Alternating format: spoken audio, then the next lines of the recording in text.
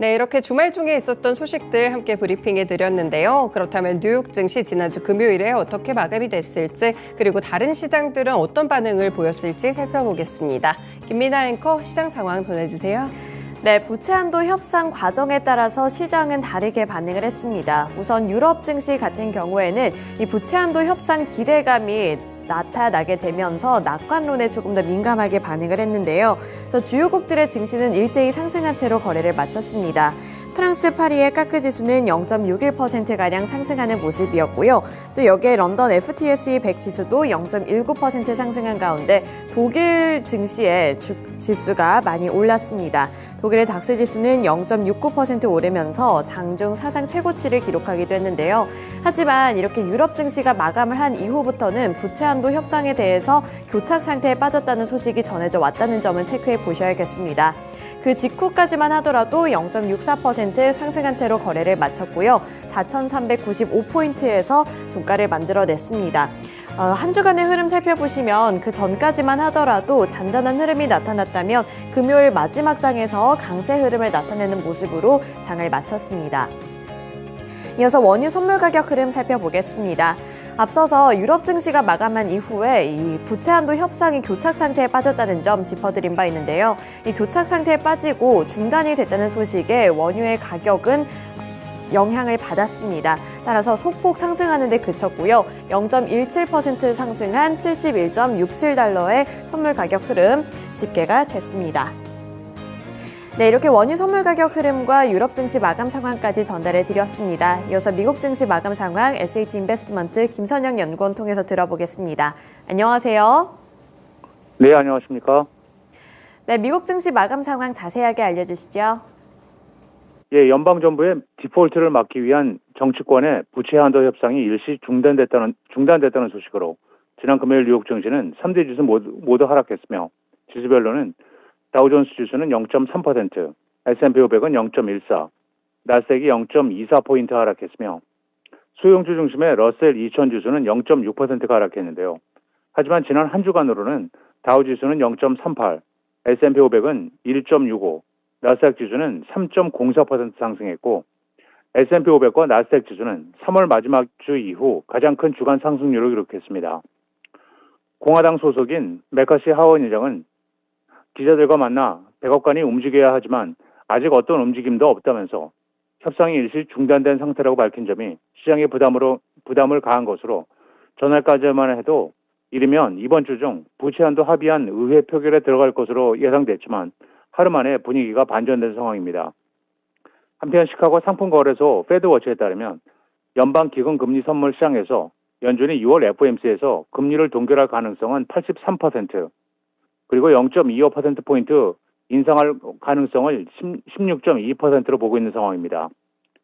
업종별로는 에너지, 필수 소비재, 헬스케어 등이 소폭 상승했던 반면 금융, 소매, 유틸리티, IT 업종이 하락했고 미국 국채금리 상승세가 지속된 가운데 벤치마크인 10년물 금리는 3.692%의 거래를 마쳤습니다.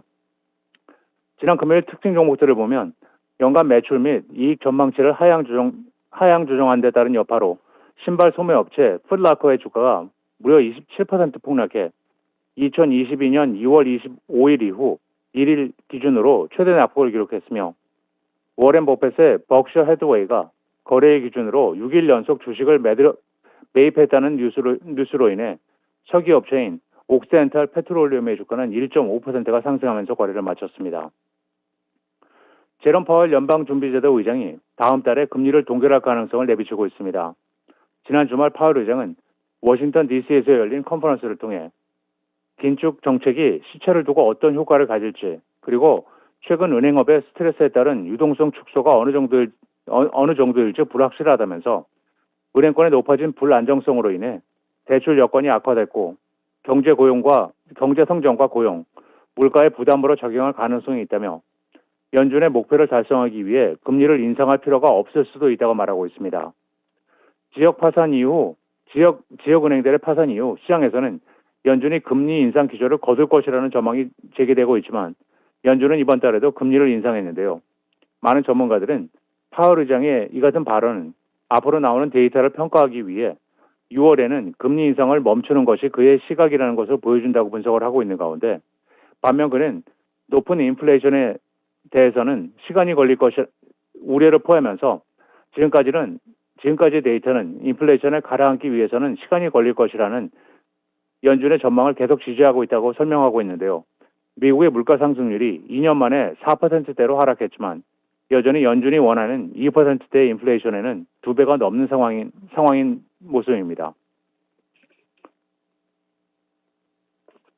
증권사 뱅크 오브 아메리카가 AI 버블을 경고하면서 미국 주식을 매도하라고 추천했다는 소식입니다. 뱅크 오브 아메리카의 마이클 하트넷 전략가는 기술과 인공지능이 거품을 형성하고 있고 연준의 금리 인상이 아직 끝나지 않을 수 있으며 국채금리 상승이 위험을 초래하고 있다면서 S&P 500 지수가 현재 수준인 4,200에 매도할 것을 추천하고 있는데요. 그는 지난해 경기 침체 우려가 주식 매도세를 불러올 것이라고 정확하게 예측한 바 있습니다.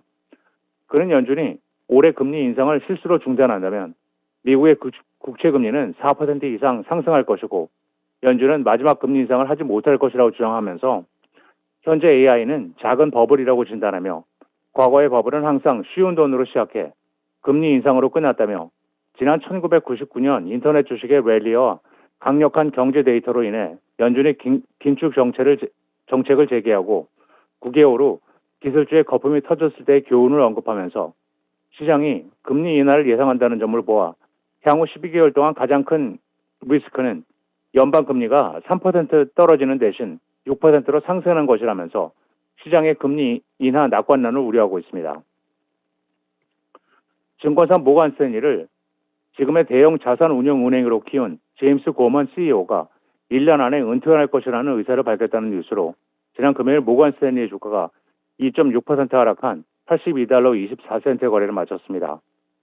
호주 출신인 고먼은 지난 2010년 존 맥 CEO의 후임으로 모간 스탠리의 주의봉을 잡았지만 CEO로 재임한 13년간 모간 스탠리는 자산운용 부분을 대거 확장하고 전통적인 투자은행, 거래에서 벗어나 다변화를 추구했으며 최근 수년 동안에는 이트레이드와 이튼 벤츠 등을 인수하면서 자산운용 부분을 크게 확충했고 모간 스탠리 시가총액은 이후 3배 이상 급증해 약 1,400달러로 늘었는데요. 그는 CEO에서 물러나더라도 곧바로 은행에서 손을 떼지는 않을 것이라면서 후임자에게 자리를 물려준 뒤 일정 기간 명예회장으로 회사에 머물겠다고 밝히고 있습니다. 마지막으로 내일은 예정된 경제지표는 없으며 줌 비디오 커뮤니케이션스를 시작으로 내비게이터 홀딩스, 노드슨 코프, 하이코 코프, 글로벌 E 온라인 LTD, 그리고 펜메디 익스프레스가 지난 분기 실적을 발표할 예정입니다.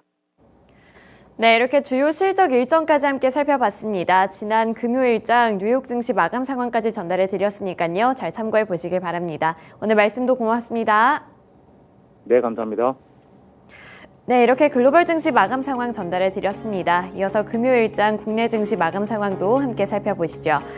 코스피 지수는 이번에도 올랐습니다. 외국인과 기관의 매수세가 유입되면서 결국에는 상승한 채로 거래를 마쳤는데요. 장중에 2,538포인트 선이 고점이었는데 이 고점 부근에서 거래를 마쳤습니다. 전일 대비 0.89% 상승한 2,537포인트에서 종가를 만들어냈는데요. 업종별로 더 자세하게 살펴보면서 주도 섹터도 살펴보도록 하겠습니다. 우선 금요일장에서는 전기전자 섹터 중에서도 반도체 관련 종목들이 강세를 나타냈습니다. 보시더라도 삼성전자가 3% 넘는 강세 흐름을 기록을 했다는 점 체크해 보실 수가 있고요. SK하이닉스도 3.95%로 이 반도체 투톱이 일제히 3% 넘는 강세로 거래를 마쳤습니다. 삼성전자의 주가부터 함께 살펴보시죠. 삼성전자는 3.32% 오른 68,400원의 종가를 만들어냈고요. 장 초반에 급등을 한 이후부터는 계속해서 이 상승권에 머무르면서 3%대 강세 흐름을 기록을 했습니다. 이렇게 삼성전자가 68,000원 선까지 복귀를 한 것은 지난해 2022년 5월 이후에 처음으로 있는 일인데요. 거의 1년 만에 복귀를 했다고 볼 수가 있습니다. 또 삼성전자 같은 경우 외국인과 기관의 동반 매수세가 유입됐다는 점도 체크해 보셔야겠고요. SK하이닉스도 다시 10만 닉스라는 타이틀을 가져올 수 있을지에 대한 관심이 높아지는 만큼 전일장 3.95% 오른 97,300원에 거래를 마쳤습니다. 마찬가지로 오전장에서 급등을 한 이후부터는 플러스권에 잘 머물러 있는 모습이 나타났는데요.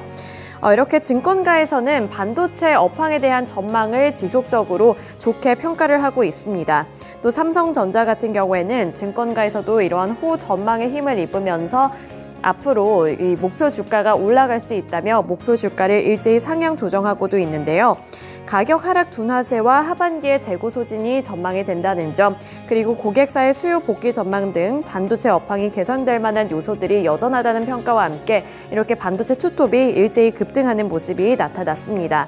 여기에 이어서 글로벌 반도체 기업들의 합병으로 인해 국내의 이 기업들 쪽으로도 수혜가 들어올 수 있다는 분석도 호재로 작용했다는 점까지 체크해 보셔야겠습니다. 네, 이렇게 코스피 시장에서 주도를 했던 반도체 섹터에 대해서 살펴봤고요. 이어서 코스닥 시장으로 넘어가 보겠습니다.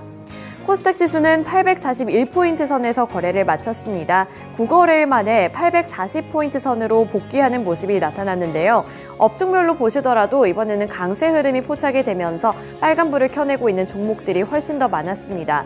우선 이 중에서도 반도체 섹터를 먼저 살펴볼 텐데요. 앞서서 코스피 시장에서 반도체 투톱이 일제히 강세를 나타냈다는 점 확인해 드렸습니다. 이어서 이 중소형주들 쪽으로도 매수세가 유입이 되면서 일제히 강한 흐름을 나타내주는 모습이었는데요.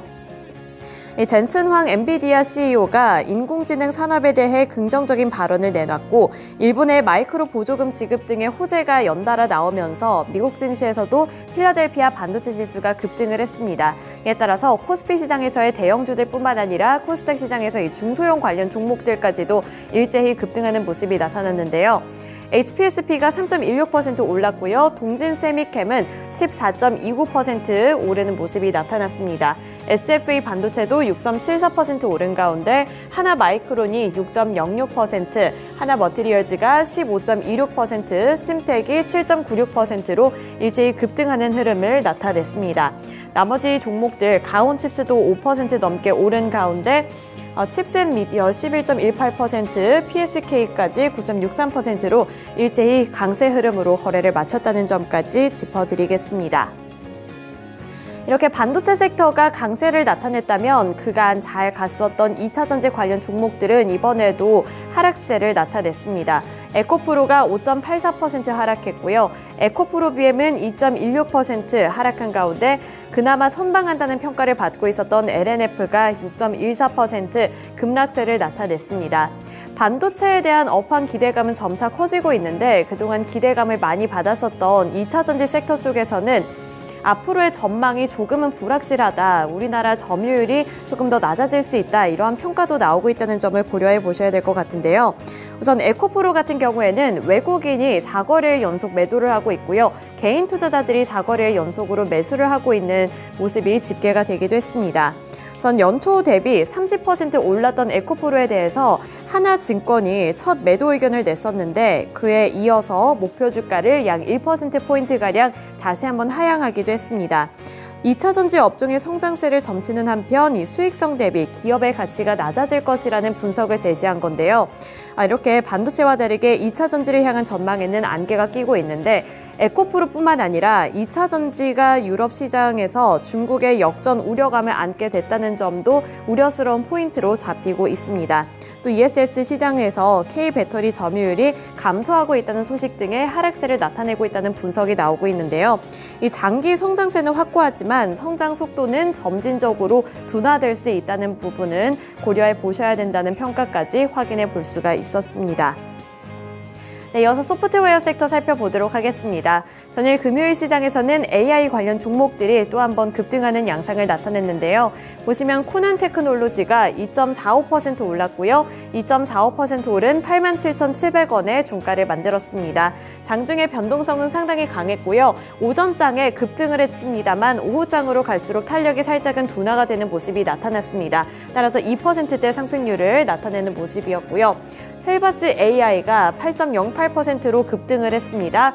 8.08% 오른 19,930원에 거래를 마쳤습니다. 장 초반에 더욱더 강한 모습이 나타났고요. 계속해서 플러스권을 유지하기는 했지만 장 후반부로 갈수록 매도 물량이 조금씩 나오면서 탄력이 살짝은 둔화되는 모습이 나타났습니다. 나머지 솔트룩스도 3.97% 오르는 모습이 나타나며 3.97% 오른 27,500원의 종가를 만들어낸 가운데 그 밖에 마음 AI도 4.25% 올랐습니다. 오픈엣지 테크놀로지도 4.18% 오른 19,950원에 종가를 형성했습니다.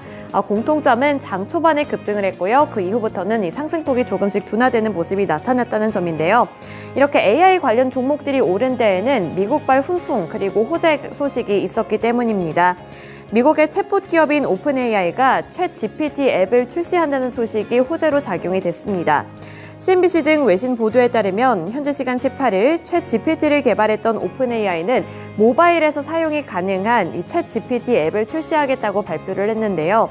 지난해 11월 챗 GPT를 출시한 이후 첫 번째 모바일 버전이라고 볼 수가 있습니다. 오픈AI는 매체를 통해서 아직은 미국에서만 사용이 가능하지만 점진적으로 시간이 흐를수록 몇 주 내에는 다른 나라까지 확대가 될 예정이라며 안드로이드용 버전도 곧 출시될 것이라고 밝혔습니다. 이에 따라 기대감이 유입이 되면서 국내 증시에서도 이렇게 AI 관련 종목들이 일제히 급등한 채로 거래를 마쳤습니다. 네, 이렇게 코스피 시장 또 코스닥 시장에서의 특징주들까지 함께 알아봤고요. 지금까지 글로벌 증시 또 국내 증시 마감 상황 전달해 드렸습니다.